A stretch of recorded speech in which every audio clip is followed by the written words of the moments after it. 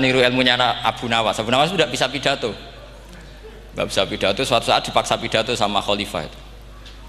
Hei para hadirin, kamu pinter apa goblok? Lah mereka pinter, mau ngandani wong pinter, terus pinter kok ngandani gitu. Akhirnya hadirin itu kan karena seneng sama Abu Nawas itu seneng. Ya sudah Abu Nawas, kalau gitu kita goblok. Aku mau mengambil wong goblok. Akhirnya terus wassalamualaikum warahmatullahi wabarakatuh. Jadi itu Abu Nawas juga bisa pidato, tapi dia tahu saja caranya menyelesaikan masalah. Jadi itu Abu Nawas. Jadi ya orangnya kacau tapi cerdas itu, makanya jadi guyonan. Sebenarnya Abu Nawas itu figur yang nyata, tapi tidak senaif yang diceritakan orang-orang di anekdot itu. Ya, beliau itu orang soleh ketika era Harun ar-Rasyid. Tapi ya tadi karena banyak cerita yang macam-macam.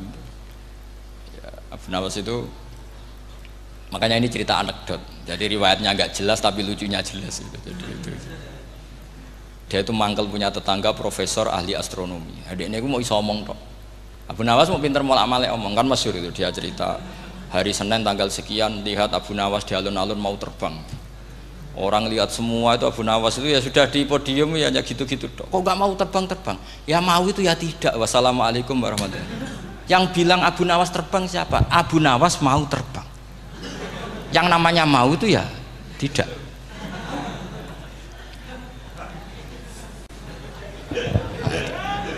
Pernah dia itu lomba sama Harun ar-Rasyid. Siapa paling banyak pengunjung rumahnya di alun-alun? Harun ar-Rasyid bikin khemah, dia bikin khemah. Tentu cerita ini bohong, yakini ini bohong, makanya ini bohong tenang. Makanya ini anekdot, hanya guyonan. Harun ar-Rasyid karena dia raja itu ada apel, ada makanan macam-macam. Ya tentu pengunjungnya banyak. Batas akhir itu penilaian jam 12 malam. Abu Nawas tenang, satu pun nggak ada pengunjung, nggak ada makanan, nggak ada apa. Pas jam 12 rumahnya dia, kemahnya dibakar. Orang ke dia semua. Tit menang dia karena jumlahnya. Bahkan Harun ar-Rasyid itu datang ke kemahnya dia. Karena lombanya kan pengumpulan massa terbanyak tit jam 12. Harun ar-Rasyid pikirannya santri ya guys, sugoi jajan nggak mesti teko, pikirannya gitu. Abu Nawas pikirannya beda, jenenge ana kebakaran pasti datang. Wis dihitung biaya khemah sama hadiahnya banyak hadiahnya. Yang ahli falak ini punya ilmu yang rasional, yang pinter sekali. Dia ilmuwan bahwa bumi itu bulat-bulat.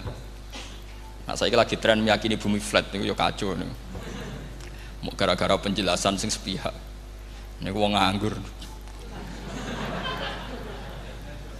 Lah wong ilmuwan kok sentimennya perkara wedi duit. Enggak boleh ilmuwan menyebut sentimen apa? Uang. Akhir bumi itu bulat-bulat. Jadi kalau Anda jalan ke timur terus nanti ke titik yang sama. Abu Nawas ora paham karena dia memang enggak ahli sains gitu. Suatu saat si profesor ini kemalingan, malingnya melayu ngetan. Terus minta tolong sama Abu Nawas, kejarlah maling itu. Kemana? Ke timur. Dia ngejar ke barat. Ditanya sama profesor, saya udah bilang larinya maling itu ke timur, kalau kejar ke barat nanti ketemu di titik yang sama. Jadi, akhirnya profesornya ngerti, oh ngenyek tuh. Kira itu. Jadi, nah khawatir saya nanti kalau santri-santri tidak pinter ilmu, terus pilihannya ilmu kayak Abu Nawas, jalan pintas tadi. Karena belajar falak jelimet, belajar faraid apa? Jelimet, ada aul, ada roh, terus semua ada masalah yang ruwet-ruwet terus. Akhirnya mau olah bicara. Ini musibah inna lillahi wa inna ilaihi raji'un. Itu tidak boleh. Quran tidak mengajarkan itu. Quran tetap mengajarkan ilmu meskipun ada nilai seninya. Ya tadi nilai seni tadi misalnya Allah mencontohkan daraba wa masalah rajulan fihi syuraka. Terus kedua uniknya Quran itu begini. Setelah dipikir itu nyata-nyata lebih detail. Misalnya begini. Ketika Allah mencontohkan ba'udah itu nyamuk. Itu orang-orang kafir itu bilang gini, "Ya Muhammad, Tuhan Anda kehilangan stok ilmiah. Sehingga contoh itu enggak yang dahsyat tapi sekedar nyamuk. Wong nyamuk kok digawe contoh." Mbok ya contoh itu dinosaurus, tak jerapah, tak apalah yang keren itu. Mosok contoh apa? Nyamuk. Terus Allah menjelaskan innallaha la yastahi ayyadriba apa? Matsalam ma. Contoh apa saja? Apa saja itu ditafsiri ba'udatan fama fawqaha, entah itu nyamuk, fama fawqaha, atau yang di atasnya nyamuk, maksudnya di atasnya itu fil killah atau fisighor, atau yang di atas nyamuk, yang lebih kecil ketimbang nyamuk. Sekarang saya contohkan kata Rasulullah, contoh yang kecil saja, nggak usah bikin nyawa, nggak usah, itu terlalu mustahil. Seorang pemahat patung, terus kamu pesen, Pak, aku gaekno patung gajah, mesti muni sanggup. Tak muni, Pak, gaekno patung gajah, ukurannya ya semestinya gajah, oke. Tapi Pak, aku gaekno patung nyamuk, ukurannya ya sak nyamuk. Kira-kira sanggup apa enggak? Artinya ketika Allah gawe nyamuk itu lebih sulit ketimbang gawe gajah, apa lebih mudah? Lebih sulit. Karena nyamuk yang sudah kecil, dia punya alat kelamin, terus seberapa juga? Alat kelaminnya juga tetap harus ada lubangnya, terus seberapa? Temen saya malah ada yang cangkem elek bilang gini, lalu ya punya kumannya seberapa? Nah ini pentingnya ngaji akal. Kamu jangan hanya bilang, wow dinosaurus, jerapah, seru nyamuk. Nah karena orang sudah ada itibar dengan nyamuk, didatangkanlah nyamuk banyak. Sebenarnya nyamuk banyak itu mergo mangkel, gak diperhatikan itu. Makanya terus. Lah ini saya tahadus binemat, istri saya itu sering protes. Istri saya kalau manggil saya Gus karena orang Jawa Timur. Itu sama-sama jagongan itu, saya itu tidak pati sering digigit. Namun ya digigit tidak sesering sampean, itu jelas. Terus saya tanya, Gus punya doa apa, kenapa tidak pati begitu digigit nyamuk? Saya bilang karena saya sudah tahu hikmahnya nyamuk, jadi harusnya dia sudah tidak nyerang saya, kata saya gitu. Makanya ini ijazah, agak mandi salah sampean gitu.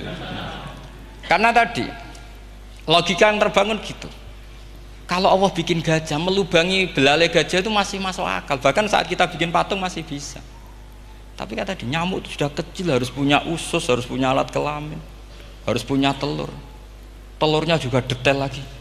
Ini disebut inna woha la istahyi ayyadriba mathalam ma ba'udah. Sehingga ba'udah di mata ahli tafsir, di mata ulama ini contoh yang luar biasa. Tapi di mata orang-orang yang nggak seneng mikir, kok terima nyamuk itu.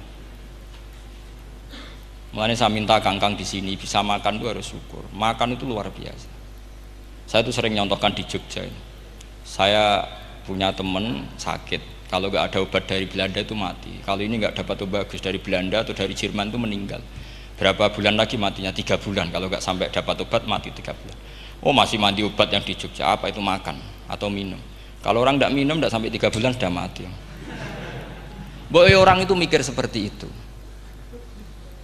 Tapi kita ini kalau obat dari Jerman, dari Belanda itu hebat. Kalau enggak kita mati sebulan lagi, 3 bulan lagi. Allah bikin obat pada kita tiap hari, yaitu kita bisa makan, bisa minum. Itu kalau sekali nggak makan 5 hari bisa mati sama. Tapi kita karena ngakan itu hal yang biasa, nak duit iso utang terus dianggap biasa. Ini kalau ulama masalah besar. Punya otak seburuk itu masalah besar bagi ulama. Sehingga Allah tidak malu ketika ngendikan kulu wasrobu, tidak malu karena makan ini urgen, sangat penting. Dan Allah tidak malu meskipun Quran itu temanya kelas tinggi, biasa Allah mengatakan jong kowe kulu minta ibadi marusang nakum, kamu makanlah. Karena minum obat itu kebutuhan kita ketika sakit. Tapi kalau makan adalah kebutuhan kita sihatan wasukman, saat sakit maupun saat sehat. Nah, kalau Anda dengan kualitas ini, ketika Allah membicarakan makanan itu Anda akan respect sama Allah karena memang ini urgen betul. Tapi kalau Anda cara berpikir gini, hanya cari goro ibal ilmu yang aneh, yang seru, kamu baca ayat itu akan menjadi biasa-biasa saja. Dan itu masalah bagi mahabbah Anda pada Al-Quranul Karim. Ya saya kira demikian. Terus mangke saya pikir tidak etis ya, kan ini Jumat nanti sing biasa itikaf nanti terganggu. Nanti saya ada problem gitu. Ya kalau ada tanya jawab ya saya mohon tadi ya, karena ini zaman akhir saya memang butuh sekali. Kenapa saya mau datang? Satu, hormat Kiai Hanan. Dua, saya memang ingin banyak mufassir lagi, jangan hanya lewat baca terjemah kemudian merasa menjadi ahli apa Quran atau ahli tafsir. Itu musibah besar itu masalah besar itu. Ya pokoknya saya mohon lah ya, setidaknya gitu. Misalnya orang kafir, kamu cari saja orang kafir, ternyata ada yang harbi, ada yang dhimmi, ada yang mu'ahad, ada yang mustakman. Lalu dalam tarikh ada kafir Yahudi, kafir Nasrani, kafir ahli kitab. Kalau di fikih ada kafir yang lahum kitabun, ada yang tidak lahum kitabun. Kalau yang lahum kitabun disebut ini kitabiah kholiso, yang tidak itu kan beda-beda di fikih. Boleh nikahnya ndak, khilu dzabihatihim atau tidak, itu kan detail sekali. Makanya saya mohon ini latihan detail. Oke, sampean tetap ngaji, sering khatam itu bagus karena mengumpulkan semua ilmu. Tapi sampean harus menganalisis secara apa? Saya dulu ngaji Mbah Mun Muslim ya kilatan. Tapi saya ngapalkan sama Gus Subab. Gus Subab putrane Mbah Mun dulu muridnya Said Muhammad. Saya itu tak pelajari lagi di rumah. Tak analisis lagi setelah besar sampai sekarang. Karena ya itu beda. Kita selalu Rabbi zidni apa? Ilmu. Misalnya begini contoh ya, contoh. Kita mungkin tahu maknanya ayat tertentu itu begini. Misalnya begini. Faqula lahu qaulal layyinal la'allahu yatadzakkaru aw yakhsha. Musa dan Harun, jika kamu datang ke Fir'aun, maka kalau ngomong, kalau dakwah itu qaulal layyinan, dengan dakwah yang halus. Nggih, qaulal layyinan. Ini bagi yang ekstremis harus baca dialek ini. Ini kisah nyata yang diceritakan Habib Zain bin Semit ketika ngarang Al-Manhajus Sawi. Juga diulang-ulang di beberapa kitab. Suatu saat ada ustadz, corong Jawa Kemelinti, datang ke Harun Ar-Rasyid. Harun Ar-Rasyid ini Banil Abbas, termasuk zuriyahnya Abdullah bin Abbas. Karena Harun Ar-Rasyid sebagai khalifah tentu salahnya banyak, namanya pejabat pasti salahnya banyak. Meskipun kebaikannya juga banyak, tapi salahnya juga banyak. Kalau kita kan tidak pejabat, salahnya tidak banyak, tapi prestasinya juga tidak banyak. Ya kan, misalnya ada tamu Raja Salman, katanya hormat tamu wajib, kamu kan tidak bisa hormat. Karena dia juga tidak mau dihormati kita kan. Nah terus si ustadz tadi datang begini, saya itu masih hafal teksnya. Ya Amirul Mukminin, inni nasihun lak famusyaddidun alaika fala tajidanna ala nafsika fi nafsika aliyya syai'an. Saya ini mau nasihati Anda, tapi saya maaf sekali karena nasihat saya ini kasar sekali. Musyaddid itu kasar, keras. Fala tajidanna fi nafsika aliyya syai'an. Saya mohon jangan dimasukkan hati lah. Makanya terjemah bebasnya jangan masukkan hati. Katanya Harun Rasyid langsung marah. Uskut ya jahil, kamu itu ustadz bodoh. Kamu tidak boleh keras sama saya.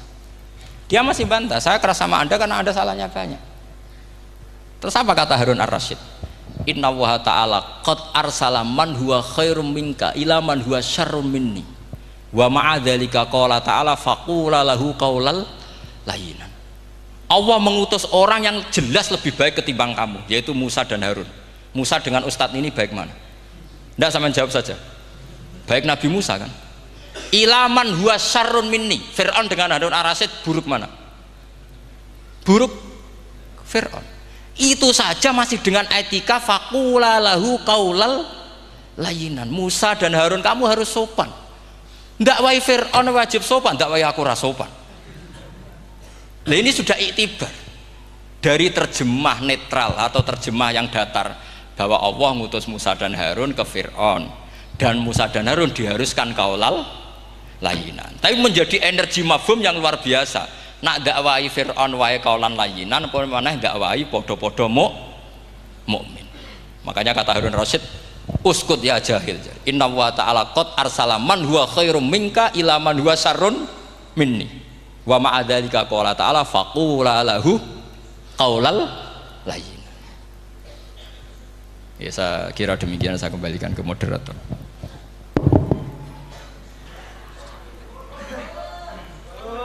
Setengah jam Jumatan.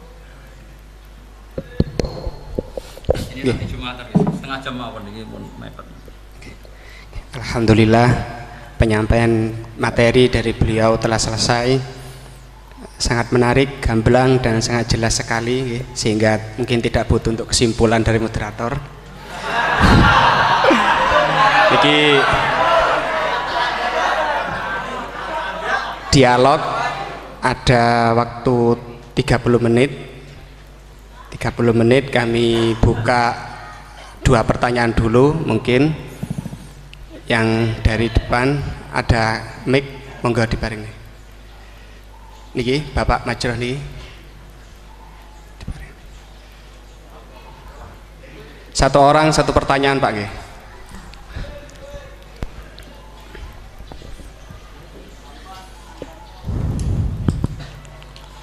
Terima kasih waktunya kepada Kiai Ahmad Bahauddin Nur Salim. Saya mau bertanya mengenai tadi yang disampaikan bahwa setiap umumul Quran pasti ada mukhasisnya. Ketika dilihat zaman sekarang ada kelompok liberal yang mencoba untuk mengamandemen Al-Quran dengan tidak mengkaitkan konteks zaman dulu, malah mengkaitkan dengan konteks zaman sekarang. Ambil contoh dalam permasalahan ibadah haji, mereka ingin merubah haji wukufnya nggak cuma di bulan Dzulhijjah tetapi di bulan Syawal pun juga boleh. Nah, jadi sudut pandang panjenengan gimana masalah apakah memang bisa keuniversalan Al-Quran itu pada zaman sekarang dibuat sesuai konteks sekarang? Itu saja. Sampun? Oke. Oke. Penanya kedua, monggo.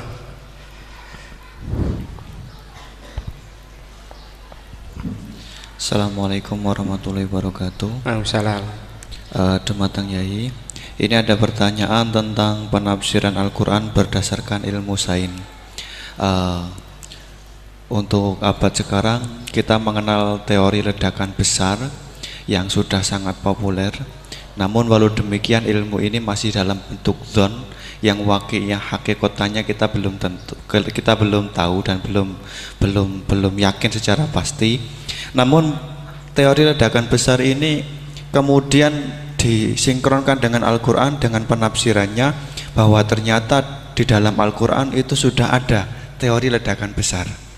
Pertanyaan saya begini, menimbang ilmu teori ledakan besar ini adalah ilmu dzon, ini masih memungkinkan ilmu ini salah, sehingganya penafsiran terhadap Al-Quran ini menimbulkan kekhawatiran, yakni kalau ilmu ini sebenarnya salah kemudian disinkronkan dengan Al-Quran, nanti ada penyalahan dalam penafsiran. Namun sisi lain terdapat kebaikan, yakni ada banyak orang bicara bahwa Al-Quran turun sekian ratus tahun lalu ternyata di dalamnya memuat teori ledakan besar yang baru muncul abad modern ini. Dari penjelasan ini pripun monggo Yai tentang penafsiran berdasarkan ilmu yang masih dzon yang belum hakikatan seperti ini, monggo. Oke, sama namanya. Oke. Sing pertama Pak Ulil, yang kedua Pak Anwar. Itu sudah sama-sama keren Pak ya. Nggih. Pak siswa. Pak Ulil apa Ulin?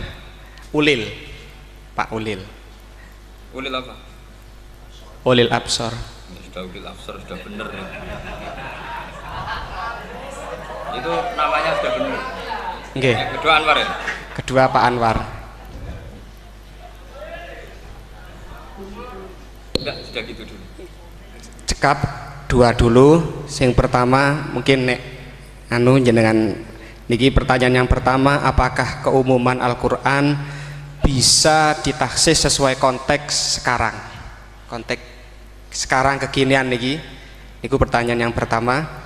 Pertanyaan yang kedua, kejadian sains yang sesuai dengan sains, ilmu sains niku apa bisa juga dibenarkan ditafsirkan ke Al-Quran, mengingat ilmuwan-ilmuwan sains sekarang mengatakan bahwa Al-Quran itu banyak yang sesuai dengan sains akhir-akhir ini. Nah, seperti ledakan besar niku kalau diarahkan ke Al-Quran, apa memang sains itu sebenar-benarnya persis dengan Al-Quran atau masih ada kemungkinan nggak sama? Hafal Quran tuh? Buatan apa belum? Tapi hafal juz 30. Nggak betul. Enggak. Ya. Ini rileks saja ya. Memang saya ulang lagi. Memang syaratnya tuh hafal Quran tadi. Enggak, karena begini, saya berkali-kali berdebat sama orang-orang liberal. Sekarang saya tanya, mereka kan senang sekali ya mengutip ayat la ikraha fiddin, bahwa dalam agama itu tidak perlu pemaksaan. Sebetulnya ayat itu jelas ada terusannya qad tabayyana rusydu minal ghayy. Yang benar tentu begitu jelas, terpisah betul begitu jelas, yang benar ya benar, yang salah ya salah. Sehingga kita tidak perlu memaksa orang, misalnya 2 ditambah 2 itu 4, terus kamu paksa. Kalau nggak mengatakan 4 tak penjara, itu tidak perlu. Kalau orang waras pasti bilang 2 tambah 2 4, 1 tambah 1 2. Kebenaran la ilaha illallah itu seperti itu, kebenaran yang begitu nyata sehingga tidak butuh dipaksa. Jadi sebetulnya la ikraha fiddin itu konteksnya karena kebenaran benar-benar sudah punya eksistensi yang nyata, untuk diakui itu tidak butuh pemaksaan. Orang seluruh Indonesia akan bilang 1 tambah 1 itu 2, nggak usah diintimidasi nanti ditangkap Pak Gatot gitu. Ya tidak perlu. Makanya terusannya aja lah, repotnya sekarang santri-santri kalau pidato khitobiah di pondok-pondok ya diputus kayak orang liberal, la ikraha fiddin. Itu belum wakaf, masih qad tabayyana rusdu minal ghayy. Paham yang saya maksud ya? Sehingga kadang Nabi itu ngendikan secara ekstrim. Misalnya mangqala la ilaha illallah dakhalal jannah. Siapa yang meyakini la ilaha illallah nanti pasti masuk surga. Entah kapan pasti masuk surga. Kalau belum ya antri masih, tapi pasti lah. Terus Nabi sempat ngendikan, itu hadis sahih, wa in zana wa in saraka, meskipun pernah punya masa lalu, zina itu fi'il madhi, pernah punya masa lalu, pernah zina, pernah maling. Itu sampai 3 kali sahabat protes. Tapi saya berkali-kali ngomong di ngaji di Jogja, di Bojonegoro, di rumah ngomong, kebenaran yang absolut, kebenaran yang hakiki tidak bisa terganggu oleh perilaku sosial. Bukan masalah seakan-akan hadis ini membolehkan zina, itu tidak mungkin. Inna wa la ya'muru bil fahsya, Allah tidak akan nyuruh hal yang buruk. Tapi saya beri satu logika, satu analogi. Kalau rektor Al-Azhar kamu tanya 1 tambah 1 berapa Pak Rektor, pasti bilang 2. Kamu tanya Amrozi ya bilang 2. Kamu tanya Pak Ahok ya bilang 2. Kamu tanya Anies Baswedan ya bilang 2. Tanya Pak Nusron dia jawab 2. Sama, semuanya jawab 2. Karena kebenaran hakiki pasti absolut. Sekarang misalnya gini, ada ronte dari dulu Doli misalnya. Kamu tanya, Mbak, 1 tambah 1 itu berapa? Pasti bilang 2. Jangan kamu mentang-mentang imam masjid. Saya tak jawab 3, saya kan imam masjid. Masa sama dengan lonte? Tidak bisa, kebenaran absolut itu pasti sama. Mbok rektor Al-Azhar sama siapapun ya jawabnya sama. Paham yang saya maksud? Sebab itu kadang Nabi ngendikan wa in itu la ilaha illallah itu kebenaran absolut, lebih absolut ketimbang 1 ditambah 1 2. Sehingga kebenaran absolut la ilaha illallah itu nggak bisa terganggu oleh apapun. Paham yang maksud? Nah itu dimaksud qad tabayyana rusdu minal ghayy. Kita tanya rival politik, Pak Jokowi kamu tanya 1 tambah 1 ya 2, Pak Prabowo ya bilang 2, bukan karena rival politik. Tadi Pak Jokowi jawab berapa? 2, ya udahlah 4. Tidak ada seperti itu. Itu disebut qad tabayyana rusdu. Nah kembali ke ide tadi, ide bahwa wukuf boleh di mana saja, terus boleh tidak syawal, itu udah ide. Sebenarnya sampean mikir saja itu sudah kriminal. Berarti sampean ngapalkan pikiran salah ya. Karena kalau kita diskusikan itu lucu sekali, karena ya itu sudah begini loh kaidah khilaf itu. Saya kasih tahu. Walaysa kullu khilafin jaa mu'tabara illa khilafal ladzi hadzum minan nadhari. Tidak semua khilaf itu dianggap satu khilaf, satu perbedaan pendapat kalau kualitasnya nggak sama-sama mutu. Kalau yang satu nggak mutu itu nggak dianggap khilaf, nggak level. Itu tadi misalnya Imam Ghazali ngendikan begini, qala al-Ghazali gini-gini. Pasti saingannya ya qala Nawawi atau qala Al-Qurtubi atau qala siapalah. Jangan qala al-Ghazali terus kamu saingi menurut ustadz dari Solo, dari Jogja, wah ya udah level, masa Imam Ghazali disaingi. Itu ya, aturannya seperti itu. Ini jelas. Rasulullah sendiri yang ngendikan al-hajju arafah, bahwa syarat sahnya haji adalah wukuf, dan Nabi menyebut arafah. Tentu kita tidak pernah memperbandingkan apa yang disabdakan Nabi dengan yang jadi pikiran mereka itu.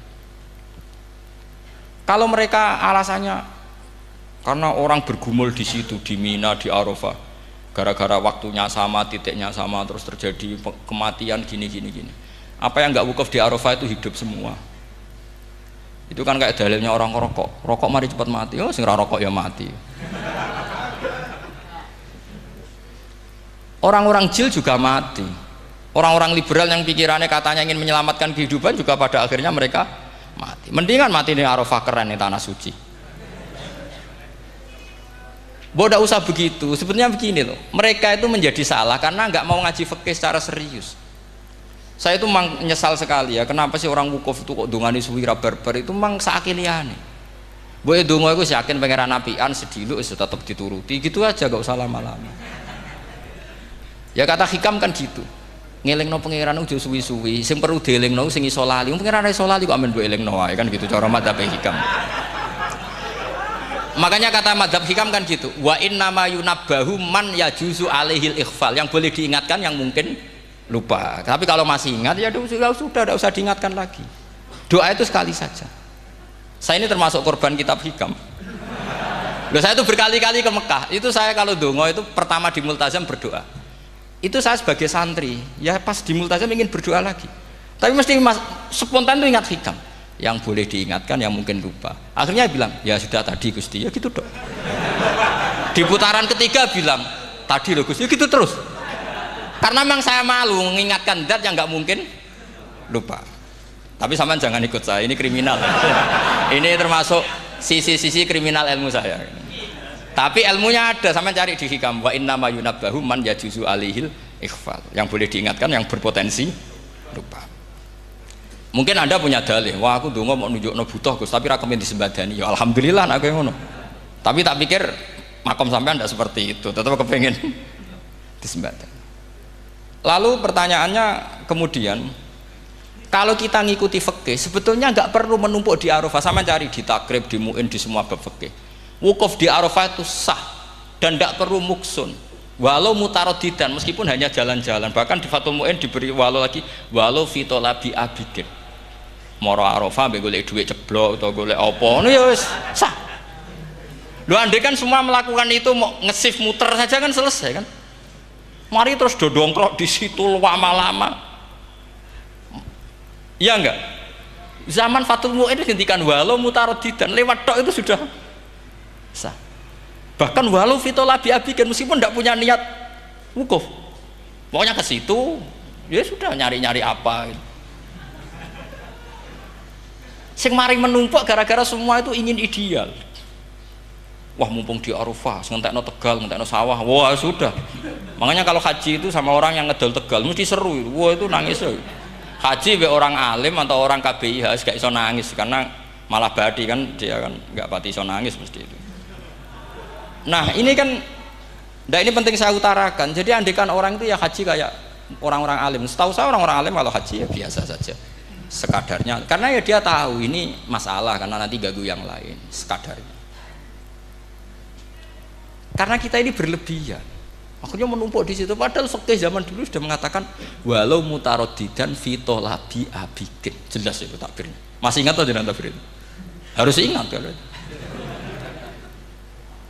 Jadi ini kan problem kita lagi-lagi tidak hafal. Kita tidak menguasai ngotok fikih.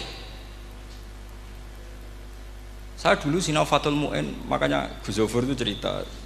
Kita ini hidup, Gus Zofur sering cerita ke saya. Kita ini hidup berkah Gus. Zaman saya jenengan itu rata-rata teman-teman Fathul Mu'in itu setengah hafal i'anah. Ya karena kompetitornya ya baik, peminatnya ya baik. Dulu saking senengnya Gus Naji sama ilmu itu, beliau pernah ikut Fathul Mu'in era saya. Padahal sudah dari Mekah lama. Saking senengnya ilmu. Jadi kita dulu biasa diskusi dengan Gus Naji, dengan Gus Zofur karena saking senengnya ilmu. Ya itu tadi. Karena memang ilmu itu asik. Tapi kita ini belajar fikih itu tidak seperti itu. Kita sudah kayak, ya sudah kayak orang-orang yang nggak mau fikih.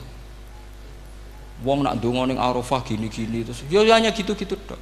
Tidak mikir kalau ganggu orang lain itu begini itu nggak dipikir. Itu satu. Jadi menurut saya, sampai jangan pernah terlintas bahwa pendapat jil atau apa saja itu pendapat. Walaysa kullu khilafin ja'a mu'tabaro illa khilafal ladzi hadzu minan nadhari. Tidak semua khilaf itu kita hitung khilaf kecuali yang kualitasnya sama. Kecuali begini kualitasnya agak sama. Misalnya sholat jenazah. Sholat jenazah itu trennya kan mayit di depan, terus imamnya itu di belakang. Nah itu boleh, ada ulama mengatakan nggak apa-apa. Sholat jenazahnya di depan, mayit imamnya di jenazahnya di belakang, imamnya di depan. Meskipun itu tidak lazim, tapi masih masuk akal. Itu tadi fa'innal janazah laisat bimanzilatil imam. Piye jenazah ora imam wajib kok ngarep. Alasannya apa? Lo itu udah orang liberal, itu kitab Mahalil. Kaul awal jenazah harus di depan, kaul sani tidak harus. PP jenazah itu tidak imam. Coba alasannya di depan apa? Dia ada tidak imam. Kalau seperti itu masih khilaf karena sama-sama ulama. Dan khilaf ini dipraktekkan, tapi jangan di sini loh ya, ini jadi fitnah. Saman tak cerita nih, saman kalau haji itu tiap ba'dal maktubah ada sholat jenazah enggak? Enggak, saman jawab saja. Yang pernah haji, tiap maktubah kan ada sholat jenazah. Itu jenazahnya di depan apa di kamar mayat? Itu bukan goib loh, orangnya masih belum dikubur. Enggak, saman jawab saja. Di kamar mayat, enggak semuanya dibawa ke depan. Artinya ada konteks tertentu, mungkin kauliku ya ono gunane dalam konteks Mekah karena orangnya banyak, sibuk, ora kober gawa napa? Jenazah. Tapi nak dalam konteks teng Indonesia ya suul adab. Wong keren pisan kok ngarepe kok ora oleh gitu. Jadi maksud ya kalau kiai kan biasa kok ngarep keren. Misalnya jenazah wong awam kesempatan sak ngarepe kiai yo pas mati kowe kok ora oleh gitu. Jadi cara kula itu kan. Lah iya misalnya ana wong awam goblok mati. Jenazah dak kok nguri. Dadi yo apa dadi ngarepe kiai pisan kok ora oleh gitu loh. Jadi menurut saya itu. Tapi kalau kamu mengatakan ini fardhu ain, kalau enggak di depan enggak salah, alasan Anda apa? Ini itu udah imam. Yang wajib di depan kita ini kalau imam. Lah seperti itu khilaf. Ini cerita khilaf. Mutu, alasannya sama-sama mutu. Qailnya yang punya pendapat ya sama-sama mutu karena diceritakan kita Mahalli. Dan dipraktekkan di Arab Saudi, yaitu banyak jenazah di kamar mayat, tetap sholat apa? Jenazah. Gaib. Itu pernah saya praktekkan. Tapi sekali itu saja, mungkin tidak terulang. Pas kemarin Mbak Nafe Hajin. Mbak Nafe itu dekat jenazah itu tidak mungkin, banyak sekali. Gak sholat itu bengi-bengi tak anteni nganti jam loro. Dan saya akrab sama beliau, sering guyon sama saya. Sebelum meninggal tuh berkali-kali, ya memang masih keluarga sama saya, jadi sering guyon. Dulu sering guyon sama saya. Ya aku sebenarnya tenanan, ini ya, sering ngandani saya. Gitu. Saya nggak ngira kalau mau wafat. Akhirnya saya itu ke masjid sama anak saya namanya Hasan. Acung nyelati Banafe. Pak kok nggak di depannya? Ya sudah ini darurat, karena nggak mungkin mendekat beliau. Jadi ya itu tadi buktinya sholat gaib. Sholat gaib juga misalnya orang Kediri boleh nggak nyolati orang yang mati di NTT yang lebih timur, boleh nggak? Boleh, padahal mayatnya di belakang karena memang tidak imam. Lah kalau seperti itu khilaf, ini cerita kalau seperti itu khilaf meskipun agak-agak kontroversi tapi kualitasnya masih waras lah, masih bagus. Sampai kalau nggak percaya cari di Mahalli di bab jenazah. Kalau Mahallinya tidak ada di Qalyubi, tapi jelas saya yakin itu ada. Saya tidak donan yakin jangan. Kalau nu mulang, ya mulang terus tidak punya masalah ingatan. Jadi ingat betul kalau takbir itu ada. Gitu. Jadi saya ingat betul kalau takbir itu ada. Nah terus pertanyaan kedua dari Kang Anwar tadi itu memang problem ya. Tapi itu bisa diatasi lewat seni menulis. Biasanya kalau seorang penulis, apalagi di Indonesia itu kan gampang sekali. Kalau kata itu bisa bias atau majas kan bisa dikasih tanda kutip, dikasih tanda apa? Kutip. Itu memang nyata ya. Saya pernah berdebat berkali-kali lah. Saya kan satu tim ya dengan Pak Zaini, dia seorang profesor, juga pernah tanya Gus Wafi, putrane Mbah Mun saat di Syria. Zaman itu saya Abdul Al-Buti masih hidup. Saya tuh punya komunitas dokter. Ini cerita nyata ya. Yang dia tanya gini, Pak Bahak, kita ini ahli embriologi. Dan tidak pernah ada ceritanya ada segumpal darah dalam proses embriologi. Yang ada itu sekian zigot yang berhasil nempel di dinding rahim itu nanti yang jadi janin. Jadi kalau kita ngaji ada segumpal darah itu menjadi aneh bagi kita karena proses itu tidak ada. Ya saya jawab ya enteng saja. Ya kan yang bilang segumpal darah itu kiai kan tidak Quran. Makanya benar Kang Anwar tadi yang ngomong itu mufasirnya atau kiainya yang terjemah. Kalau Quran hanya bilang min alakin. Iqra bismi rabbikal ladzi khalaq khalaqal insana min alaq. Alaq itu kan dari kata alaqa ya'liqu alaqon, sesuatu yang nempel itu namanya alaqah. Makanya di Alfiyah ada wa ulqatun hasilatun, ulqah itu sesuatu yang terkait atau yang menempel.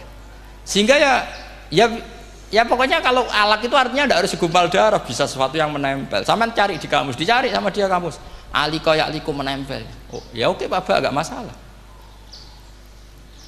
Nah, lalu kalau kita memaksakan itu bukti ilmiahnya Quran, ya resiko juga nanti ada penelitian yang berbeda. Makanya kita bisa memanfaatkan tanda kutip kalau lafadz itu majas atau kata itu majas, kalimat itu majas.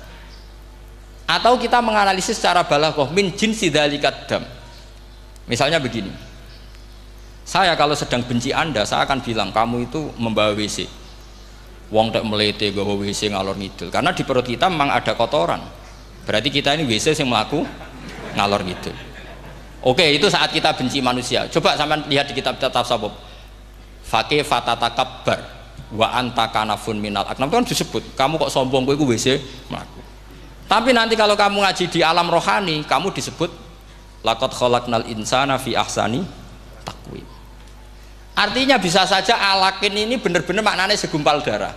Tapi dalam konteks manusia, jenis kamu adalah jenis segumpal darah, bukan dalam proses embriologi mengalami segumpal darah.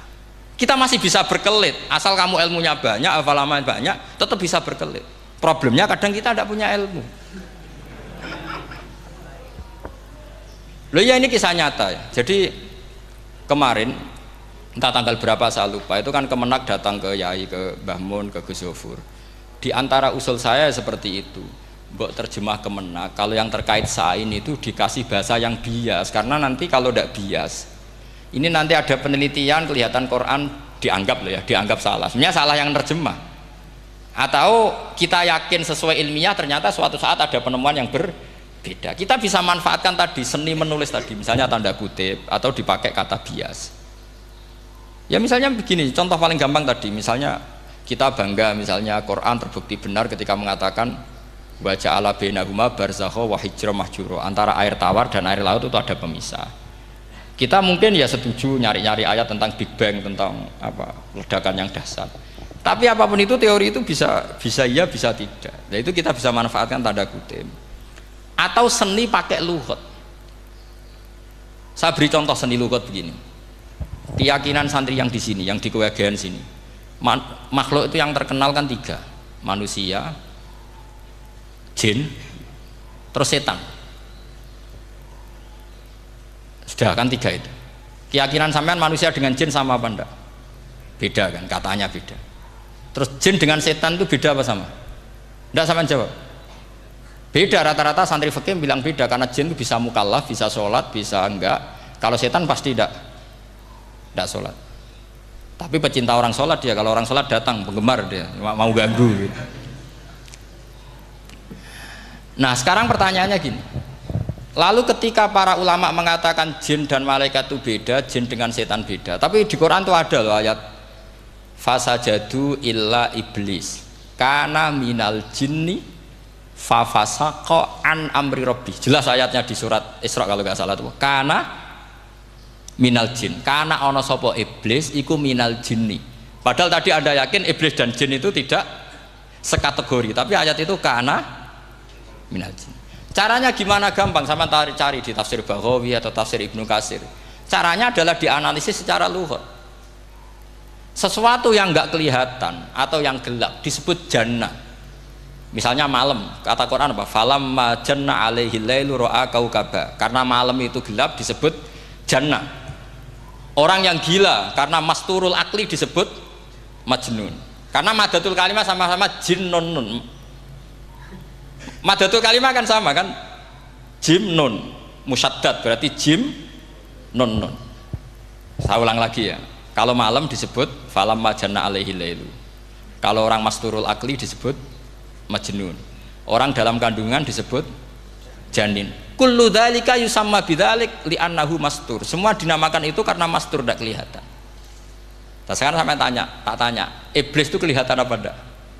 Enggak. Berarti kalau kana ana sapa iblis minal jinni setengah barang sing ora ketok. Kecumanane minal jinni kelompok jin. Nanti kamu masalah dengan kiai Anda meyakini, "Lho jin kok iblis?" Beda. Jin iku iso ngaji. Ya gampang saja, kalau jin yang sakolen ya jin yang bisa Islam bisa kafir. Tapi kalau kata jin yang dalam ilah iblis, karena minal jinni minal masturin. Faham yang saya maksud? Tetap bisa ada solusinya. Makanya ngaji itu jangan hanya Ibnu Katsir. Ibnu Katsir itu beliau hanya menjawab lewat riwayat. Beliau jarang bermain di lafadz. Tapi kalau sampean ngaji kayak tafsir Baghawi, kayak tafsir apa itu, subhanallah, ya Baghawi terus Bedawi, itu nganalisisnya sering pakai lafadz dan itu menjadi mudah. Misalnya lagi begini, sholat kita ini ya sholat yang muftatahatun bitakbir, muftatamatun bitaslim. Tapi kita secara lughat jelas as-sholat lughatan ad-du'a. Dan ada lafadz di Quran yang nggak mungkin kita maknani sholat itu dengan makna sholat yang mustalah alaihim tal fuqaha, yaitu di ayat khud min amwalihim shadaqatan tutahhiruhum wa tuzakkihim biha wa sholli alaihim inna sholataka sakanul lahum. Muhammad, kalau ada orang zakat ke kamu, sholli alaihim, kamu harus mensolati mereka. Wong cek urip kok di solati, pasti maknanya sholli ai utulahum, kamu akan. Terus inna sholataka sakanul lahum ay du'auka sakanul lahum, doa kamu membuat mereka tenang. Paham sih kalau maksud? Lagi-lagi kita, kalau Anda janggal secara ilmiah, ya sama seperti misalnya katanya bumi menurut Quran itu diciptakan dalam masa 6 hari, padahal menurut teori Big Bang sekian juta tahun. Lu yaumin itu maknanya tidak harus 24 jam. Kullahinin bisa disebut kullah yaumin. Buktinya ayat yas'aluhu man fis samawati wal ard kulla yaumin huwa fi sya'an. Apa Allah memutus sesuatu nunggu 24 jam? Kullahinin wa kulla waqtin huwa fi sya'an. Makanya di terjemahan UII termasuk saya usul fi sittati ayam itu dalam 6 masa.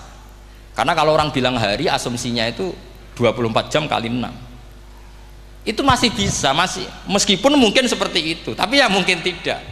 Tapi kita masih bisa bermain kata gini, ku dinetralisir. Yaum maknanya khin. Napa maknanya napa? Khin. Kayak di apa? Yas'aluhu man fis samawati wal ardi kulla yaumin huwa fisa. Kayak di ayat lagi, limanil mulkul yaum. Allah tanya itu ketika di akhirat apa di dunia? Enggak, sama jawab. Di akhirat. Ketika nanti di akhirat Allah tanya, liman iku kedue sapa al mulku te kerajaan al yauma. Limanil mulkul yaum lillahil wahidil fa inna fil akhirah laisa hunaka yaumun wala hunaka sa'a wala hunaka misalnya arbaun wa isyruna sa'. Di akhirat tidak ada 24 jam. Istilahnya Allah ya limanil mulkul yaum. Paham sih kalau maksud? Jadi lagi-lagi syaratnya hafal tadi. Nah, jadi artinya lafadz yaum dipakai di Quran berapa kali? Konteksnya apa saja? Ya saya kira demikian. Mungkin kita anggap cekap ya, karena tadi apa ini Jumatan, terus tak pikir tanya itu ya saya yang tanya itu, karena itu tadi ya nggak apa-apa kalau masih ada yang tanya, tapi saya pikir ya itu tadilah yang saya utarakan, saya kira cukup. Kalau ingin alim memang syaratnya harus hafal banyak, terus ya kalau ndak ya itu tadi harus orang sudah ndak ada semua, terus tinggal kita yang hidup, itu pasti kita alim sendiri itu. Ya pilihannya hanya itu. Tapi kalau ingin kompetisi masih gampang lah. Di Kediri banyak orang alim, di Rembang banyak. Kan bisa cara Imam Bukhari al-luqi wal mu'asyarah, bisa sering ketemu lewat ngaji kilatan atau ngaji. Karena kiai banyak. Ada yang kiai fanatik khatam, kilatan. Di sarang ya banyak, kados Gus Said itu ngaji butuh khatam. Khatam itu barokah. Kan pernah mendengar sekian. Ada kiai yang senengannya yang penting faham. Ada kiai yang kebetulan nasibnya baik, ya faham ya khatam. Nah, itu ada santri macam-macam, sementing khatam, ono sing penting faham, ono sing penting ya penting untuk barokah. Terus repot aja nih, repot terus. Tapi yang penting itu saya mohon lah, kalau orang lain tahu Quran lewat terjemah, kita kalau bisa jangan lah. Kita ini ngaji Jalalain, ngaji tafsir Sawi, ngaji macam-macam. Saya itu kalau sinau tafsir itu tak ulang-ulang, saya itu sampai lupa khatam Jalalain berapa kali, itu sampai lupa. Karena itu tadi, setiap saya baca pasti nanti analisisnya beda. Tadi misalnya u'budu rabbakum, kalau dalam konteks orang kafir jelas wahidu rabbakum, karena mereka masih melakukan isyrak. Tapi kalau orang Islam dibilang cong kamu ibadah, dawimu alal ibadah, karena sudah Islam. Itu Imam Suyuti tidak konsisten. Nggak konsistennya karena beliau orang alim. Ya Yohanes kadang ditafsiri ahla Makkah, memang saat itu konteksnya Makkah. Tapi dalam konteks Islam tentu wama arsalna ka ilaka fatal lidasi basyira wa nadhira. Itu kan ulama. Kalau ingat asbabun nuzul ya ayuhan nas jelas ahla Makkah. Tapi kalau ingat umumul Quran nas ya kullan nas, bukan harus ahlan apa? Mekah. Makanya ada fi tafsirin qala ahla Makkah, wa fi tafsirin akhar dia bilang ayyan nas. Ini yang mengulang-ulang akan paham karena konteksnya apa? Beda. Lagi-lagi ya tadi harus hafal. Ayuhan nas dipakai Quran berapa kali? Konteksnya apa saja? Makanya Ibnu Abbas ketika ditanya bagaimana perbedaan ayat Makkiyah dan Madaniyah, beliau enteng jawab, biasanya kalau surat Makkiyah dimulai ya ayuhan nas karena mereka zaman itu masih kafir belum berstatus mukmin. Kalau di Madinah rata-rata khitab sudah ya ayyuhalladzina amanu karena di Madinah mayoritas sudah mukmin. Tetap memanfaatkan proses dialek dan itu mudah. Memang kalau kita neliti terus mudah. Maknanya mudah itu tidak sulit. Ya memang Nabi begitu. Loh, sampean kalau hafal hadis nanti akan ngomong seperti saya. Loh, itu otomatis. Mestinya begini, Nabi itu ditanya, ya Rasulullah, dulani ala amalin gini-gini, terus terakhir dia yudkhilunil jannah, yang bisa masukkan saya ke surga. Nabi jawabnya itu, inna dzalika yasir, itu gampang. Tapi terusannya yang nggak nguati, alaman yassarahu wah. Oh, itu gampang dong bagi wong sing digampangno pangeran. Orang kata Nabi, wah ini sulit, tidak semua orang masuk surga. Nabi jawabnya, inna dzalika yasir, itu gampang. Tapi terusannya alaman yassarahu wah. Iya, mengen Quran adatnya ya gitu. Inna dzalika ala wahi yasir. Ya itu gampang. Bukan berarti kita nyepelekno, ndak, memang ya itu tadi. Sesuatu sulit itu kalau kita tidak tahu rumusnya, sebenarnya kita tahu, cuma tidak mau. Sampean tahu kalau rumusnya ingin alim tafsir harus hafal Quran, hafal hadis, pernah ngaji etkon, ngaji ini, tahu, tapi kan nggak mau. Akhirnya mau takut tok, carane ngalim piye Gus? Asline ngerti, nak carane iku ngerti. Geleme sing raga. Nah, itu kan gitu. Ini kebetulan kenyek kan ngomong fakta biasa mawon, mboten kenyek. Ya seperti kamu mau ke Jakarta kan jauh, tapi tetap gampang caranya beli tiket gini-gini ya kan gampang. Ya kalau ingin alim tafsir, satu hafal Quran, dua minimal setengah hafal Jalalain. Nanti kalau Jalalain janggal, kamu ngaji Sawi, karena banyak juga Jalalain yang diprotes sama Imam Sawi, dikritik. Itu kan wajar ya, sarah itu hanya membenarkan yang di matan ada masalah. Takrib kurang barokah, ya ada beberapa yang dibenarkan sarah. Kayak takrib ngendikan mabit bimina sunat apa wajib, kalau di kitab Fathul Qorib sunat, di sarah dibenarkan, kalau yang benar itu wajib. Takrib bilang sholat jamaah itu sunat muakkadah, di sarah dibenarkan itu fardu kifayah. Ya sama di Jalalain kadang ada masalah seperti itu. Imam Suyuti meyakini satu hal, sama sarah dibenarkan. Makanya ya Jalalain ya Sawi. Nanti setelah itu khatam semua, belajar tafsir Baghawi. Nanti kan alim sendiri. Apalagi di desa kamu tidak ada orang alim, wah hebat. Kak, kamu jangan hidup di sarang, di Lirboyo, di daerah-daerah, jangan hidup di Kuagen, nyari daerah yang aman, aman dari kontrol maksudnya. Tapi yang jelas itu jawab dulu mudah. Kalau kamu menjawab sulit, kualat neraka sama. Iya, bagaimanapun Quran disifati Allah walaqad yassarnal Qur'ana lidzikri fahal mim mudzakir. Makanya saya tadi ngomong, kalau Anda hafal seperti saya, pasti cara ngomong kayak saya. Kita mau ngomong Quran sulit tidak mungkin. Kita ini ingat kalau Allah mensifati Quran walaqad yassarnal Qur'ana. Fakaifa wasafahu wa bil yusri wa anta taqulu bil usri. Bagaimana Allah mengatakan yusrun kemudian Anda mengatakan usr. Neraka sama bantah pangeran. Atau gini, kalau terpaksa muni sulit Gus, tapi sementara ini pokoknya tambahi gitu lah, nanti ya masih sulit, tapi ya bisa saja tidak sulit. Karena tadi bukti kalau Quran mudah, orang kafir ketika dibacakan yang nangis banyak. Raja Najasyi sebelum Islam dibacakan surat oleh Ja'far bin Abi Thalib nangis. Inna hadza wa manazala ala Musa lamin miskatin wahidah. Ini dengan Taurat pasti dari pintu yang sama, dari nur yang sama. Miskat itu nur. Faham nangis sampai wa idza sami'u. Sami'u itu belum Islam loh ketika itu. Wa idza sami'u ma unzila ilar rasuli tara a'yunahum tafidu minad dam'i mimma arafu minal haq, lagi yaquluna rabbana amanna. Artinya fahimu khina kanu fil kufr. Mereka faham ketika masih kafir. Karena muyassar, Quran itu muyassar. Faqih fala tafham. Wa anta tata alam kutuba kadza wa kadza wa takhtimu kutuba kadza kadza. Kok ijek kadza? Lha ku antek kadzane. Ini bukan kritik, ini pelurusan. Sampeyan jangan sensitif, kok cawe wedok yang kandhani sensitif mutung. Ini pelurusan. Jelas Quran disifati walaqad yassarnal Qur'ana lidzikri fahal mim muddakir. Dan itu nyata, saya ulang lagi itu nyata. Sampai yang saya ceritakan di makalah ini ada orang Bedui, ada seorang khotib khutbah, fawarabbis sama'i wal ardi innahu lahaqqum mithama annakum tantikun. Arabinya tanya sama Pak Khotib, itu kan artinya kan demi Tuhannya langit dan bumi. Si Arabi tanya Pak Khotib, yang bikin murka Allah itu siapa? Kok sampai Allah terpaksa sumpah? Karena si Arabi tahu orang sampai sumpah itu pasti karena tersinggung. Kalau nggak tersinggung ngapain Anda sumpah? Dalam kehidupan sehari-hari kalau kita sampai sumpah itu karena tersinggung. Kita ditagih orang bisa, sesuk tak sahur, ditagih lagi bilang kita tak sahur. Nah, serap percaya banget, wallahi sesuk tak sahur. Kalau orang sumpah itu karena tersinggung. Ternyata betul.